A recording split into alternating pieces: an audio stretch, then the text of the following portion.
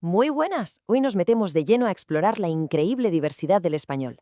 Y es que no hablamos de un solo idioma, sino de todo un mundo de idiomas, culturas e historias fascinantes. Vamos a ver por qué. A ver, vamos al grano con la pregunta del millón.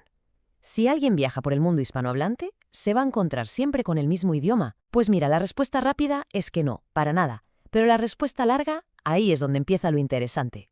Para que nos hagamos una idea, la cosa empieza ya con el propio nombre. ¿Decimos español o decimos castellano?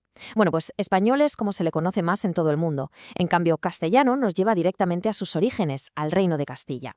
Los dos son correctos, ¿eh? Y que se use uno u otro depende mucho de la región y hasta de la costumbre. Venga, para entender de dónde viene toda esta variedad y por qué a veces lo llamamos castellano, nos toca hacer un pequeño viaje en el tiempo. ¿Cómo nació todo esto? El origen de todo, como en tantas otras cosas, está en los romanos, concretamente en el latín vulgar que hablaban. Claro, cae el imperio y ese latín empieza a transformarse, a evolucionar por su cuenta en cada sitio.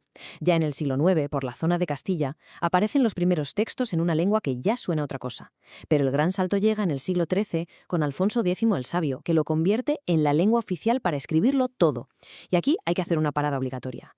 Casi 800 años de presencia árabe, que dejaron una huella imborrable. Y todo culmina, de alguna manera, en 1492. ¿Por qué?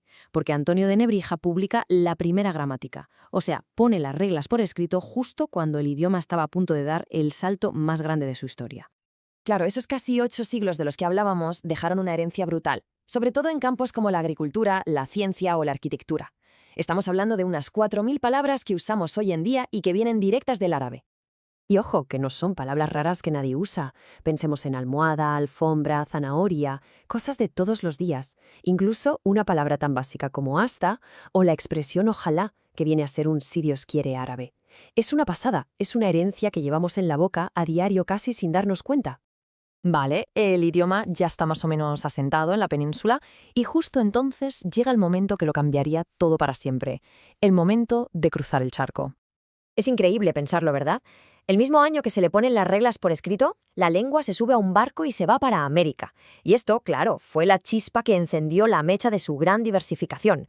No llegaba un idioma para imponerse sin más, sino que llegaba un idioma que estaba a punto de reinventarse. A este proceso los expertos lo llaman divergencia lingüística, que suena muy técnico pero en realidad es fácil de entender. Al llegar a América y chocar con cientos de lenguas indígenas y más tarde con las lenguas africanas, el castellano fue como una esponja. Empezó a absorber sonidos, formas de construir frases y sobre todo miles y miles de palabras nuevas. Ahí nació una nueva y riquísima familia de dialectos. Venga, saltamos al presente. ¿Y todo esto en qué se traduce hoy? ¿Cómo se nota en la calle? Vamos a ver algunas de las diferencias más famosas, así, en plan rápido. Empezamos por un clásico, quizá la diferencia que todo el mundo conoce. En la mayor parte de España se usa el vosotros para hablar con varias personas de manera informal. Pero si cruzamos el Atlántico, ahí es ustedes para todo, sea formal o informal. Y luego, claro, está el famoso voseo. La mayoría del mundo hispanohablante usa el tú, pero en países como Argentina, Uruguay y en muchas zonas de Centroamérica, lo normal es usar vos, que además tiene su propia forma de conjugar los verbos. Y que quede claro, no es que esté mal, para nada, es otra forma estándar y perfectamente correcta del idioma. Pasamos a cómo suena. Y aquí, la gran división, la frontera sonora, por así decirlo, es el seseo. En toda América Latina, y también en algunas zonas de España como las Canarias, la C y la Z suenan exactamente igual que una S. En cambio, en la mayor parte de la península se hace una distinción, y esas letras suenan con un sonido interdental. Ese sonido que a los que hablan inglés les suena como la TH de think. Pero vamos, que esto es solo rascar la superficie. El español del Caribe, por ejemplo, tiene una musicalidad propia, con muchísima influencia africana. Luego, en el Río de la Plata, la I y la L suenan muy diferente, casi como la sh del inglés. En México se nota la herencia de las lenguas precolombinas, que le da una cadencia muy particular. Y bueno, ¿qué decir del español de Chile? Es famoso por su cantidad de jerga, a veces es un desafío hasta para los que hablamos el mismo idioma. Podría parecer que tanta variedad lo debilita, ¿no? Pues es todo lo contrario. Precisamente esa diversidad lo ha convertido en un auténtico gigante global. El resultado de todos estos siglos de historia es sencillamente impresionante.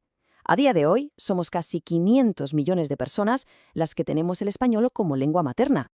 Y para que nos hagamos una idea de lo que eso significa, esta cifra coloca al español como la segunda lengua nativa más hablada del mundo, La segunda, solo por detrás del chino mandarín y, ojo, por delante del inglés. Y ahora, atención, porque viene un dato que a más de uno le va a sorprender. ¿Cuál es el segundo país con más hispanohablantes del mundo? No es España, no es Colombia, pues sí, es Estados Unidos. Y solo hay que ver los datos. México, por supuesto, está a la cabeza con su enorme población. Pero lo increíble está en el segundo puesto, Estados Unidos, adelantando a países como Colombia, España o Argentina. Es una prueba brutal de la fuerza que tiene el idioma hoy en día. Y esa fuerza, claro, se ve también en el mundo digital. El español es ya la tercera lengua más usada en Internet, lo que demuestra su enorme peso en la cultura y la comunicación de nuestro tiempo.